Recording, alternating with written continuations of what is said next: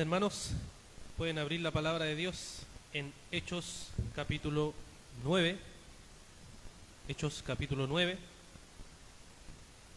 Vamos a leer del verso 20 hacia adelante en esta mañana. Hechos 9, versículo 20 hacia adelante.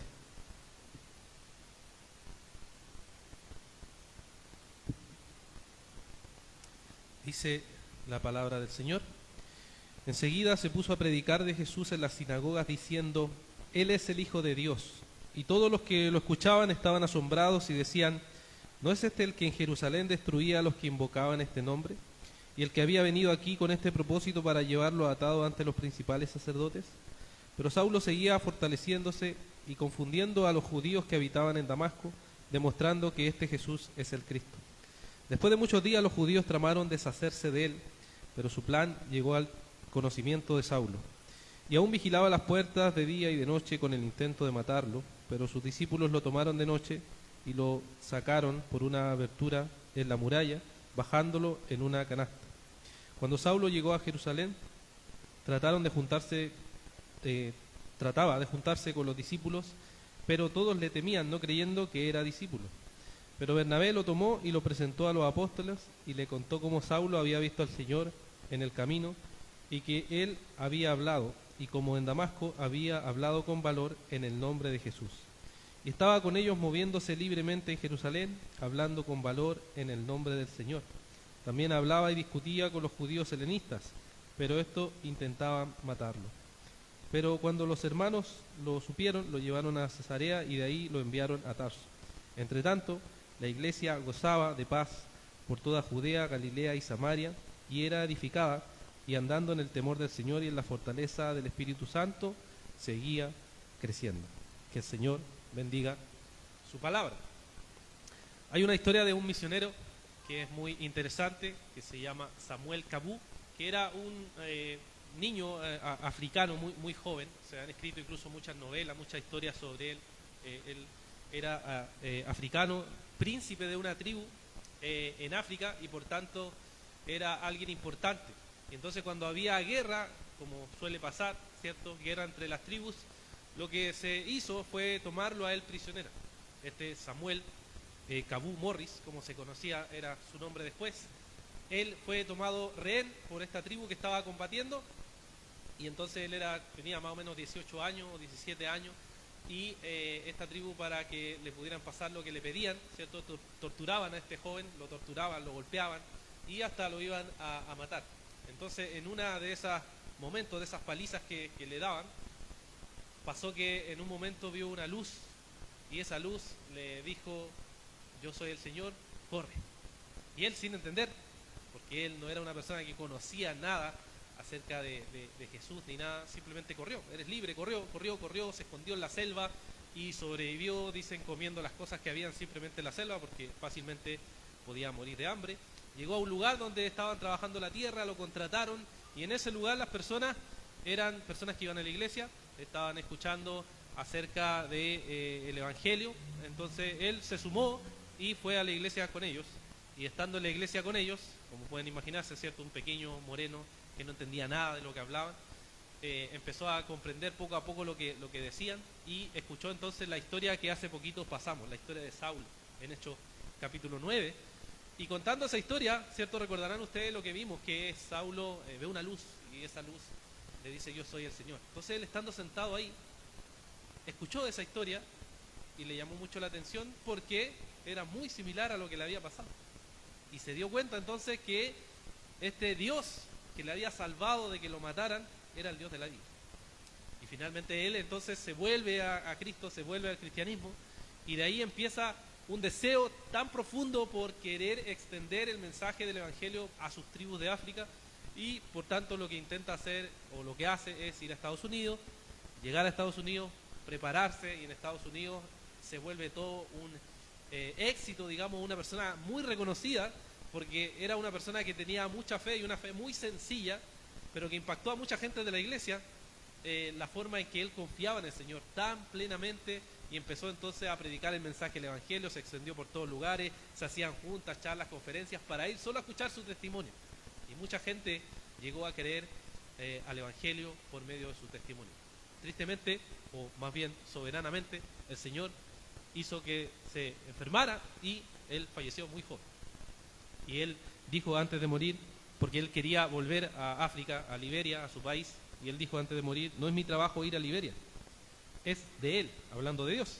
He terminado mi trabajo, él enviará a otros mejores que yo para que hagan la obra en África. Y de ahí se ha convertido en una historia muy interesante de misionero. ¿Por qué les cuento esta historia, hermanos? Porque es una historia que ilustra bien lo que pasa un poco cuando uno llega y conoce al Señor, es impactado por la obra del Señor, pasa algo en nosotros. Ese algo es el deseo intenso de querer predicar la palabra del Señor. Y recordemos, Saulo se había convertido hace poco. Saulo había conocido al Señor hace muy poco en este capítulo. Y ahora vemos qué es lo que sucede con Saulo después de esta conversión. A él lo lleva al deseo intenso de predicar la palabra del Señor. Hay un deseo fuerte e intenso de predicar la palabra del Señor. Y si se dio cuenta en los versículos que leímos, ahí va relatando cómo el apóstol Pablo va predicando, que todavía no se llamaba apóstol Pablo, pero va predicando, ¿cierto?, el mensaje del Evangelio. Entonces, si observamos con cuidado, mis hermanos, estos versos, podemos ver primero, desde el verso 20 hasta el verso 25, la predicación de Saulo en Damasco. ¿Ya? La predicación de Saulo en Damasco, verso 20 al 25. Después de lo que había sucedido con Ananías, que le había impuesto las manos para que él viera, ¿cierto? Se había bautizado, se había llenado del Espíritu Santo. Vemos entonces que él había llegado a esta ciudad de Damasco con un propósito y había terminado con otro, viendo cómo el Señor soberanamente actúa en las circunstancias de nuestra vida. Y entonces él, estando en esta ciudad, ahora se va a dedicar, después de esta conversión milagrosa, sobrenatural, poderosa que el Señor había hecho en su vida, él se va a dedicar ahora entonces a predicar el mensaje del Evangelio. Y en estos versículos 20 al 25 podemos observar 4 cosas. Lo primero que podemos mirar en el versículo 20 es que Saulo predica de forma inmediata. Vemos que él predica de forma inmediata. Él se mete en las sinagogas y empieza a predicar de forma inmediata, ¿qué cosa? El mensaje del Evangelio. O sea, decirle a los judíos que ese Mesías que ellos esperaban es Cristo. Que ese Cristo que ellos esperaban es Jesús. Y eso es lo que va a hacer no solamente ahora, sino que a través de los viajes misioneros, los 3 viajes misioneros que uno va a encontrar en el libro de los Hechos, va a encontrar que Saulo, que después va a ser Pablo, va a predicar el mensaje constantemente. Por ejemplo, Hechos capítulo 13, versículo 5, nos dice que este era el patrón muy común de Saulo al principio. Hechos 13:5 dice, al llegar hasta la mina, proclamaban la palabra del Señor en la sinagoga de los judíos y tenían también a Juan de ayudante. Y entonces iba constantemente Saulo por las sinagogas y les iba predicando y diciendo, Cristo es el Hijo de Dios. Cristo es el Hijo de Dios. Esto significaba para el judío promedio que no solo Cristo era el Mesías que ellos esperaban, sino que ese Cristo que proclamaba esta nueva secta para ellos era que Cristo era Dios. Y eso, hermanos, para un judío, por supuesto, hasta el día de hoy, es totalmente escandaloso, totalmente poco ortodoxo, o sea, poco correcto para ellos. Era algo, una locura. ¿Cómo ese Mesías va a ser un Mesías divino? El título Hijo de Dios era un título que venía desde el libro de Daniel y que le hacía a ellos inmediatamente recordar eso, y al decir Él es el Hijo de Dios, están diciendo este Mesías es un Mesías divino. Era un escándalo. Recuerden cuando Jesús estuvo frente a la entrevista, ¿cierto?, que le estaban diciendo para que él confesara qué es lo que él había venido a decir. Si uno va a Mateo capítulo 26, versículos 62 al 64, tenemos un ejemplo ahí de cómo Jesús, al decir quién es, les crea inmediatamente un escándalo a los judíos. Mateo capítulo 26, versículos 62 al 64, tenemos este breve relato que nos dice lo siguiente. Entonces el sumo sacerdote, levantándose, le dijo, ¿no respondes nada? ¿Qué testifican estos contra ti? Pero Jesús se quedó callado. Y el sumo sacerdote le dijo, te ordeno por el Dios viviente que nos digas si tú eres el Cristo, el Hijo de Dios. Él contestó, tú mismo lo has dicho. Sin embargo, a ustedes les digo que desde ahora verán al Hijo del Hombre sentado a la diestra del poder y viniendo sobre las nubes del cielo. ¡Ah, blasfemia!, ¿cierto? Rompen sus ropas. ¡Ha blasfemado! ¡Debe morir! Inmediatamente, porque sabían que el título Hijo de Hombre o Hijo de Dios era un título que aludía a divinidad. Y por tanto estaba diciendo, yo soy el Mesías, y este Mesías que ha venido es un Mesías divino. Ese mensaje, hermanos, que para el judío era blasfemo, ese era el mensaje que iba proclamando Saulo. Por todo lugar iba anunciando ese mensaje. El escándalo para los judíos, como dice Pablo en 1 Corintios, es un escándalo, es una locura este mensaje para ellos. Y aún sigue siendo así, hermanos. Tratar de hablarle a las personas y decirle que Dios se encarnó en el primer siglo y vino, vivió de forma perfecta, murió en una cruz y resucitó al tercer día, sigue siendo escandaloso, sigue siendo ridículo para la gente. Aunque ha cambiado mucho el contexto, por supuesto. Pero aún sigue siendo un mensaje escandaloso. No es que nosotros, hermanos, lo hagamos escandaloso. No es que hay que hacer locuras santas, no. Simplemente es predicar el mensaje y el mensaje es escandaloso para las personas. Es ridículo, es absurdo para ellos pensar que Dios se encarnó, se hizo hombre y vino a salvar a los pecadores. Ese mismo mensaje es el mensaje que nosotros, hermanos, proclamamos. El mensaje del Evangelio y que Saulo predicó de forma inmediata. ¿Cuál es la reacción? Versículo 21. ¿Cómo reaccionan los discípulos, los judíos, ante ese mensaje que está dando Saulo? Vemos verso 21, nos dice que primero hay asombro. Quedan atónitos por dos cosas. Primero, por el mensaje, porque era contrario a todo lo que ellos pensaban. Decían, a ver, no puede ser. No puede ser que este caballero no esté diciendo esto, que es el Hijo de Dios, ese Mesías. No puede ser. Y en segundo lugar, el asombro era porque recordaban quién era Saulo. A ver, espérate, ¿no es este el que fue a buscar al sumo sacerdote, le fue a pedir carta, que iba a venir a Damasco a perseguir a los cristianos, a arrastrarlo a las cárceles? ¿No es ese mismo Saulo que ahora no está hablando de ese mensaje que él iba a perseguir? O sea, no entiendo. ¿Qué pasó? No entiendo. Y eso es lo que ellos no podían entender. Estaban asombrados porque Saulo se había convertido en un cristiano. Él, recuerdan cuando vimos el capítulo 9, al empezar el versículo 1, decía que respiraba amenazas, ¿cierto? Así, estaba enojado. Estaba muy enojado porque odiaba profundamente a las personas que pertenecían al camino, o sea, a los cristianos. Y ahora resulta que ese se convirtió en cristiano. Entonces las personas no podían entender, estaban sorprendidas, estaban atónitas ante eso que estaban viendo. Y eso es lo que sucede, mis hermanos, cuando hay una conversión poderosa. Cuando vemos que el Señor obra de forma increíble ante nuestros ojos, quedamos y decimos, ¡wow! Sí, increíble.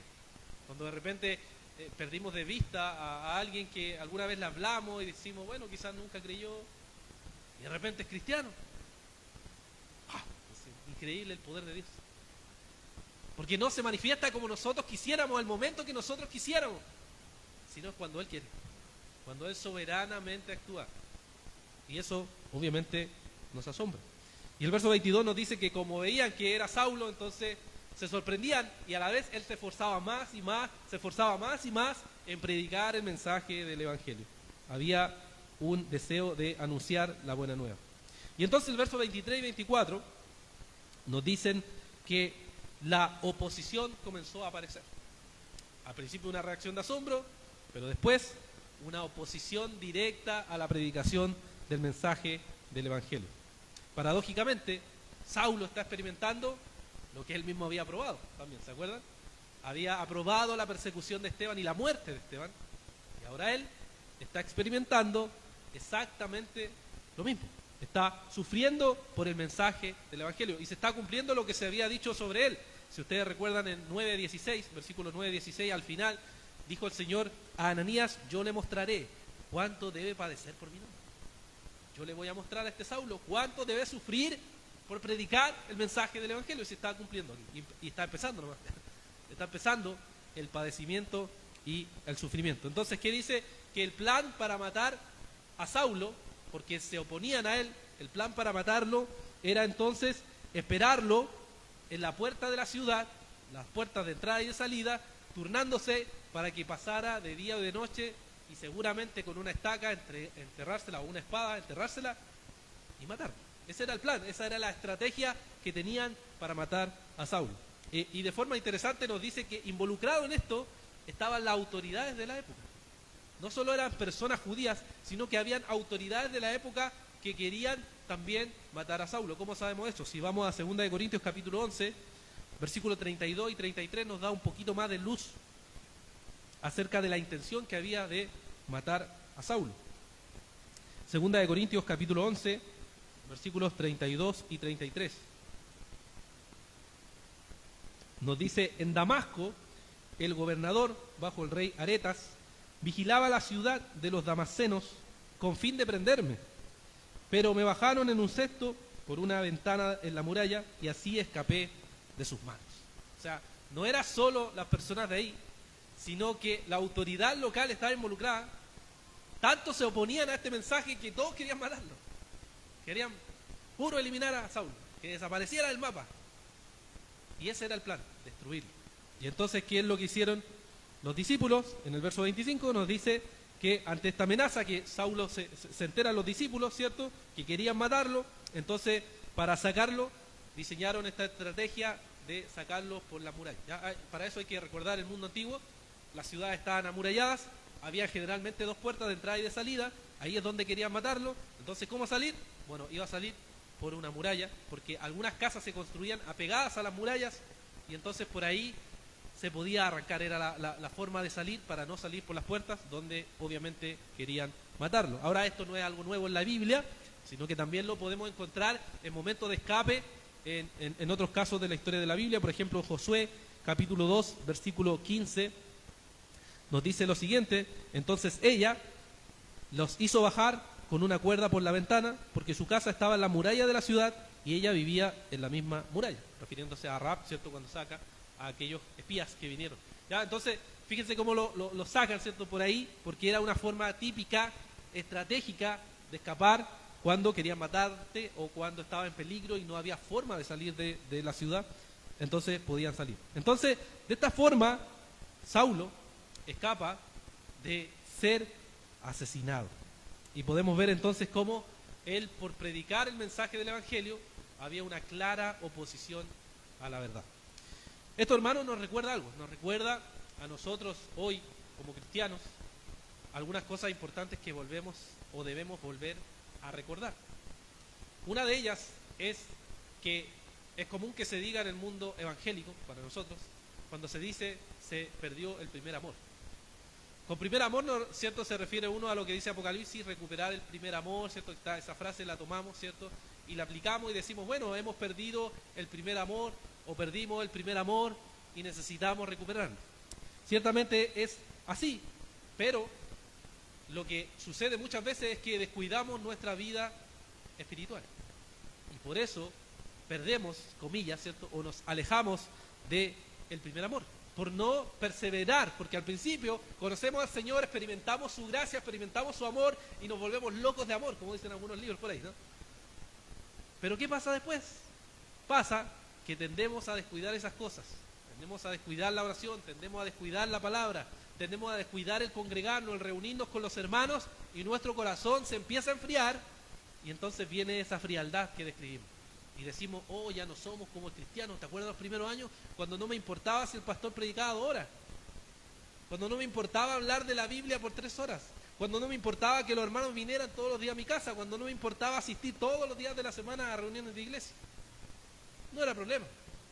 Pero ahora, oh, el pastor, estoy pensando, ojalá no se demore tanto, tengo que cocinar. Oh, tengo que hacer esto a la tarde. Ojalá el pastor termine luego el mensaje. ¿Cierto? ¿Qué pasa?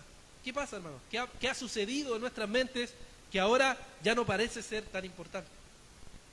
Pero también en la Biblia, fíjense que Saulo, que iba a ser Pablo, es una persona que ciertamente debe haber experimentado esto.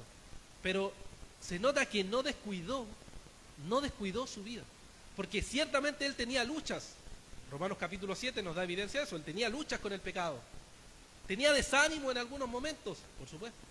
Pero perseveró, perseveró, perseveró, perseveró. No fue solo una cuestión de, me convertí, ahora anuncio el Evangelio, pero después que pasaron 5 años ya no le habla a nadie. Ya me da, no quiero hablarle a nadie, no, ya sí. Total, yo ya prediqué ya hace años atrás, yo era evangelista, ahora no sé, ahora estoy tranquilo porque estoy en otra etapa. Pero no, hermanos, sino que debería estar ese anhelo y ese deseo de querer predicar el mensaje del Evangelio. Ahora, alguno de nosotros podría decir, es que era el apóstol Pablo. Él era pecador. Él era pecador como nosotros. Sí, pero era el gran apóstol Pablo. No hay otro hermano, otra hermana, otro ejemplo que podamos pensar de alguien que mantuvo su primer amor. Pero sí hay. Sí hay hermanos que a través de la historia de la iglesia también han sido apasionados y han mantenido esa pasión durante su vida. Pensemos, por ejemplo, en David Wilkerson. No sé si han escuchado a ese predicador, David Wilkerson, muy buen predicador, que vivió, ¿cierto? Hace un par de años atrás, murió, y se dedicó durante toda su vida a predicar el mensaje del Evangelio. Él conoció al Señor y el Señor puso en él una carga muy fuerte por ir a predicarle a los pandilleros en Nueva York. Y tiene un famoso libro, espero que algunos de ustedes lo conozcan, ¿cierto? Que es Corre Nicky Cruz, o Nicky Cruz, ¿cierto? Donde él cuenta la historia. Él llega, empieza a predicar el mensaje entre los pandilleros, empieza a anunciar la buena nueva y no es aceptado inmediatamente. Sí, pues venga, qué rico que nos viene a hablar del amor. No, los pandilleros querían matarlo, hermano. Y muchas veces lo golpearon. Pero él siguió predicando, porque entendía que era algo urgente. Dios había puesto esa carga y no podía quitarse esa carga de predicar el mensaje. Incluso hay una famosa parte, ¿cierto? Cuando Nicky, que era un asesino y pandillero, le dice que si le sigue hablando de eso, lo va a matar. Y él le dice, aunque me cortes en 1000 pedacitos, cada pedacito de eso de cuerpo que me destruyas, te va a decir, Cristo te ama. Y uno diría, pero, oye, Wilkerson, esa no es la forma correcta de predicar, bro. No dijiste nada del pecado, no dijiste nada del Evangelio, estáis mal, bro. Sí, cierto, pero él tuvo la valentía y pudo predicar el mensaje del Evangelio. Y Dios lo usó poderosamente para que después esas personas llegaran al Evangelio. Más allá de nuestros errores, de nuestra forma equivocada de predicar el mensaje, podemos ver que Dios es soberano. Y si nosotros tenemos la disposición en nuestra debilidad, en nuestro temor, aún así el Señor nos usa para anunciar y predicar el mensaje. Y el Señor usa nuestras debilidades para que otras personas lleguen al Evangelio. Hermano, ¿y dónde está entonces ese deseo? ¿Dónde está esa carga? ¿Dónde está esa pasión? ¿Dónde está ese deseo por predicar el mensaje? El que tuviste cuando empezaste como cristiano. ¿Dónde está ese fuego? Esas lágrimas, ese dolor, ese momento en que pasabas horas y horas quizás llorando, orando, diciendo, Señor, salva a los pecadores, salva a mi familia. ¿Dónde, hermano, está? ¿Dónde está? ¿Dónde se fue? No, que ahora soy reformado. Qué bueno, hermano. O sea, es más frío ahora. Eso está diciendo. Ser reformado igual a frío. No, hermano. No tiene nada que ver. Tiene que ver es que tú eres un cristiano llamado por Dios. Y como cristiano y convertido por la gracia del Señor, entonces deberías tener este deseo, como Saulo. Inmediatamente predicó. Y se esforzaba, y se esforzaba, y se esforzaba por predicar el mensaje. Ahora, ¿inmediatamente fue aceptado? No, hermanos. Porque el mensaje es un mensaje que molesta. Es un mensaje que no agrada a las personas. Ese es el mensaje que anunciamos. Y las consecuencias por eso a veces también las vamos a sentir. Rechazo. Tratarnos de loco, ridículo, absurdo, tontos, poco intelectuales, lo que quiera. Los van a tratar así porque ese es el costo, hermano. Ese es el costo de predicar el mensaje del Evangelio. Hermano, ¿dónde está entonces ese deseo? Esa comunión, ese anhelo porque otras personas conozcan el mensaje del Señor. Ese fue el deseo que tuvo Saulo. Ese fue el deseo que tuvieron pastores a través de la historia. Por ejemplo, también podemos pensar, sé que por ejemplo Billy Graham, un pastor que es muy criticado, a veces injustamente, otras justamente, pero ¿quién va a negar, hermanos, que fue el predicador que más anunció el mensaje del Evangelio? ¿Quién puede negar eso, que esa pasión se le mantuvo no solo un tiempo, no solo unos años, sino por décadas? Décadas y décadas anunció el mensaje del Evangelio. Nadie puede negar eso. Nadie puede negar. Puedes tener críticas, puedes no estar de acuerdo con lo que decía, sí, podemos todos estar en desacuerdo. Pero nadie puede negar la pasión y el deseo por anunciar el mensaje del Evangelio, para que otros vinieran y conocieran del Señor. Esa era su pasión, ese era su deseo, y ese es el mismo deseo y pasión que nosotros como cristianos debemos tener. Entonces, después que vemos que Saulo va y predica inmediatamente el mensaje del Evangelio, con pasión, con deseo, con anhelo, vemos entonces que se mueve, ¿no? De Damasco se mueve, ¿cierto? Por causa de que lo querían matar, se mueve entonces a Jerusalén, y podemos ver entonces cómo él predica en Jerusalén, ¿ya? La predicación de Saulo en Jerusalén, desde el verso 26 hasta el verso 31, podemos ver este movimiento en donde Saulo se mueve para predicar. Entonces, viendo desde el verso 26 hasta el 31, podemos observar otras cosas aquí. Primero, vemos que en el verso 26 se nos describe que Saulo llega a la ciudad de Jerusalén y lo que él intenta hacer es juntarse con los discípulos, pero los discípulos no confían, ¿cierto? No creen que verdaderamente este Saulo se haya convertido, entonces tienen temor de que él pueda estar mintiendo para querer infiltrarse con ellos y después finalmente perseguirlo o matarlo, ¿cierto? Este es un temor muy similar al que tuvo Ananías. Ananías, en el verso 13 y 14 de este mismo capítulo, Ananías le dijo al Señor, pero Señor, yo he oído que este hombre hace muchos males, ¿cierto? Y tuvo temor, pero sin embargo, aún con temor, confió en el Señor. Confió en el Señor. Entonces, hermano, el temor es algo muy común que todos experimentamos cuando no estamos seguros de algo, pero sin embargo nosotros como cristianos podemos confiar en el Señor aún en medio del temor. Entonces vemos que Saulo entonces intenta juntarse con ellos, pero vemos que no lo aceptan, no le creen. Entonces, ¿qué vemos en el verso 27? Que aparece Bernabé. ¿Quién es Bernabé? Bueno, Bernabé había aparecido en el capítulo 5 de este libro, el versículo 36 y 37, cuando recuerdan que vendían cosas y se daban a los pobres, y después apareció Ananías y Zafira, que los mataron en el capítulo 5 por ser hipócritas. Bueno, Bernabé era una persona generosa. Se notaba que era una persona muy generosa al dar, pero también se notaba que era una persona generosa al incluir ahora a Saulo, el cual estaba siendo excluido, porque tenían temor. Él va, dice que lo toma, intercede un poco por él, lo trae y le dice a los discípulos que verdaderamente este es un hermano. Le muestra a los demás, miren, este verdaderamente se ha convertido y es un hermano. Entonces nos podemos ver que el libro de Gálatas quizás nos da un poquito más de detalle sobre eso, donde está Saulo intentando juntarse con ellos y qué es lo que sucede en esa visita cuando se encuentra con los demás discípulos apóstoles. Gálatas capítulo 1, en el versículo 18, nos describe un poco sobre esta visita.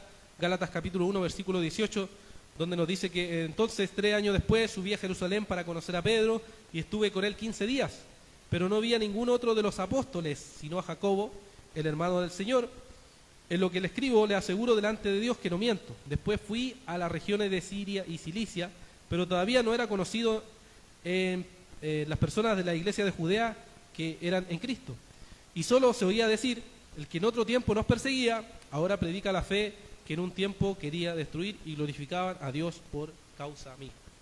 O sea, Saulo está relatando aquí que vino, se juntó, conoció a Pedro, conoció a Santiago, estuvo con ellos, se reunió con ellos, después hizo entre medio algún par de viajes, pero lo único que sabía era que su conversión había traído una gran repercusión entre las otras iglesias. Decían, verdaderamente esta persona se ha convertido, verdaderamente es un hijo de Dios, increíble, y glorificaban a Dios, gloria a Dios por ello, increíble, ha llegado a ser parte de la grey del Señor. Y podemos ver entonces que Bernabé fue el instrumento de Dios para poner ahí a Saulo y decir, miren, aquí está este hermano que es verdaderamente creyente. Y los versos 28 y 29 nos describen que después de ser incluido ahí, se movía libremente, dicen, con los demás y hablaba con valor de la palabra del Señor. O sea, no solo predicó en Damasco con valor, sino que ahora, estando en Jerusalén, siguió predicando con valor. Y él iba predicando, anunciando que Jesús era el Hijo de Dios. Nuevamente, el escándalo de Jesucristo como divino. ¿Y qué es lo que pasó? Nuevamente hubo oposición. Nos dice que él hablaba con los judíos helenistas.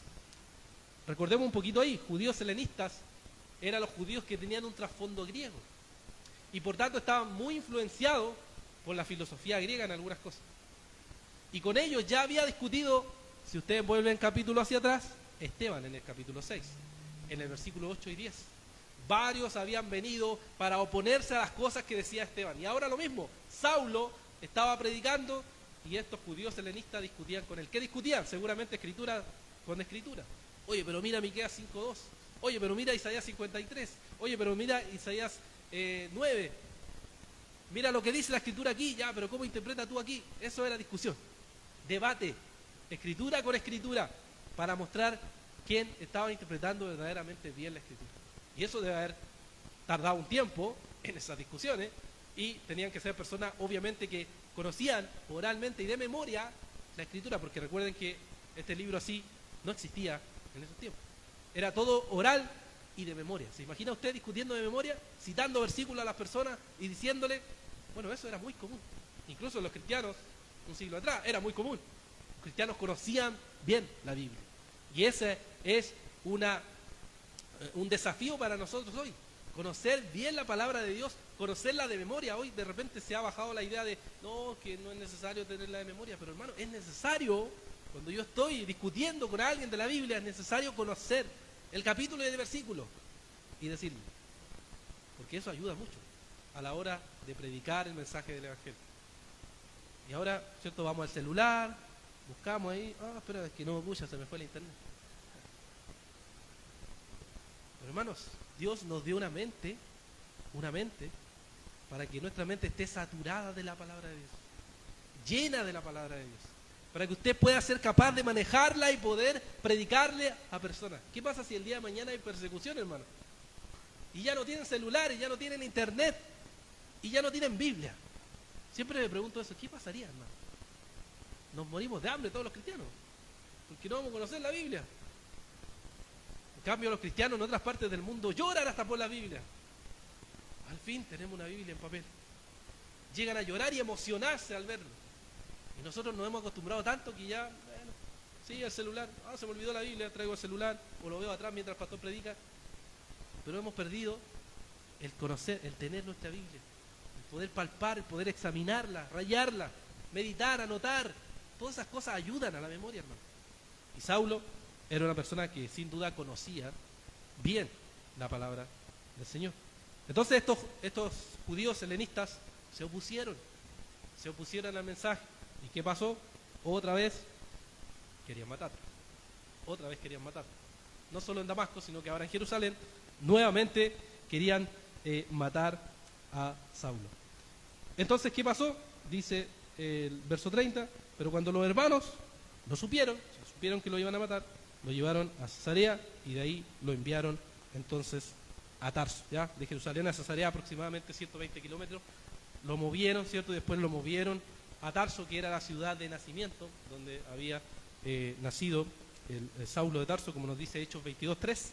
Entonces nos describe que Saulo es entonces movido. Y termina contándonos en el verso 31, ¿cierto? Que la iglesia entonces gozaba de paz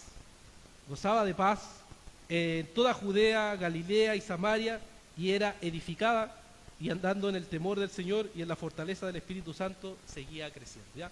Este es otro de los resúmenes que hace Lucas. Lucas siempre hace resúmenes durante el libro de los Hechos para contar cómo va la iglesia. Lo había hecho en el capítulo 2, versículos 42 al 47, cuando dice esas palabras: y se dedicaban continuamente a la enseñanza de los apóstoles, a la comunión, al partimiento del pan y a la oración, y vino temor sobre toda la congregación y todos compartían juntos. Ya, ese es un resumen. Después el capítulo 4 hace lo mismo. Nadie decía que lo que tenía era suyo, sino que todos los compartían, ¿cierto? Y estaban alegremente en las casas compartiendo todas las cosas. Ahora está haciendo lo mismo. Un resumen de cómo la iglesia ahora experimenta paz. Y esto es interesante, hermanos, porque ahora está experimentando paz. ¿Se acuerdan cómo empezó? Persecución, ahora paz. Y después hacia adelante vamos a ver que va a haber una mezcla, pero generalmente más hay persecución. Y ahora nosotros, por ejemplo, por lo menos en este tiempo en Chile, tenemos paz. no nos persiguen, nos podemos reunir. No sabemos cuánto tiempo durará, pero el Señor nos ha regalado eso, nos ha regalado paz para estar con el Señor y creciendo como iglesia. Eso nos dice, hermanos, estos versículos nos dicen cosas que debemos también considerar y pensar, como el temor. El temor que los discípulos tuvieron frente a Saulo nos indica que es normal ese temor que podemos tener sobre ciertas cosas. Eran los discípulos, eran los apóstoles que tenían temor, ellos tenían temor. Imagínense, temor de si era verdaderamente cristiano o no. Nosotros a veces podemos decir, pero ¿cómo tuvieron temor si eran los apóstoles? Bueno, los apóstoles también tenían temores. Y si nos ponemos en sus zapatos, hermanos, y usted se pone a pensar y dice, bueno, si supiéramos que alguien me quiere matar, yo no creo que le abra la puerta de mi casa, ¿no? Difícil, porque obviamente trato de evitar. Y ese temor, que es natural, es el que ellos tenían. Sin embargo, hubo una persona que actuó confiando y creyendo en que verdaderamente era un discípulo, y ese es Bernabé. Bernabé es una persona generosa, de un espíritu afable, por lo que se ve, ¿cierto? Un espíritu que incluye a Saulo, aunque después a futuro va a ser otra cosa, pero aquí por lo menos lo incluye, ¿cierto? Está mostrando que ha roto ese temor por la fe. Por la fe. Nosotros tenemos temores, hermanos, y el temor más común al predicar la palabra de Dios es que no me van a escuchar, es que me van a rechazar, es que no sé qué decir. Sin embargo, si nos movemos con la fe, hermanos, el temor se rompe. Porque el amor echa fuera el temor. El amor de Dios echa fuera el temor. Y eso es lo que podemos ver, que Bernabé actuó por fe, confiando en la gracia de Dios, confiando en que la gracia de Dios había actuado en esa persona e intercediendo por esa persona. Y también podemos ver que hay tiempos en la iglesia en donde experimentamos paz y hay tiempos en donde experimentamos persecución. En cualquiera de esos tiempos, hermanos, el llamado es el mismo. Nosotros tenemos que predicar el mensaje del Evangelio. Ya sea en tiempos de paz, que es como tenemos ahora, entre comillas, o en tiempos de persecución. La iglesia está llamada y está encomendada a actuar como actuó Saulo aquí, predicando la palabra del Señor, explicando la palabra del Señor, anunciando la palabra del Señor. Y si nosotros tenemos temores, si nosotros tenemos dudas, si nosotros nos sentimos débiles, entonces existe la gracia de Dios. Existe el venir ante el trono de la gracia del Señor, reconocer que hemos fallado, reconocer que pecamos, reconocer que tenemos miedos y pedir al Señor que nos ayude a vencer esos miedos en la gracia del Señor. Y entonces Él nos va a ayudar y nos va a empujar con su amor, porque entendemos que hay una urgencia, entendemos que la gente se pierde, entendemos que la gente se va al infierno, y nosotros somos quienes tenemos ese mensaje de esperanza, el mensaje de salvación, para que todo aquel que crea sea salvado por la gracia del Señor. Oremos. Padre, te damos las gracias por este día. Te agradecemos, Señor, porque tú nos muestras a través del ejemplo y la predicación de Saulo el llamado que tenemos nosotros a predicar, el llamado que tenemos nosotros como iglesia a anunciar la buena noticia, Señor. Ayúdanos, Señor, a que no haya ningún temor, ningún miedo en nosotros, sino que podamos confiar tranquilamente, Señor, en lo que tú has hecho en la cruz del Calvario.